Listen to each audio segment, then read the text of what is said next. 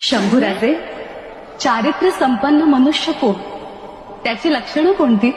मातोश्री, वाचा सज्जन संगमे परगुणे प्रीतिर्गुणे नम्रता.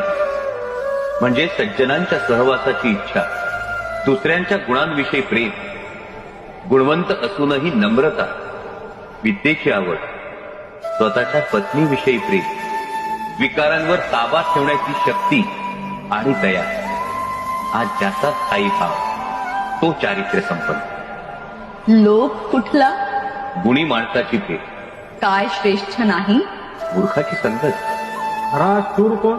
ज्यानं स्वतःच्या इंद्रियांवर ताबा मिळवला आहे तो. खरी संपत्ती कोणती? विद्या. खरा राजा कोण?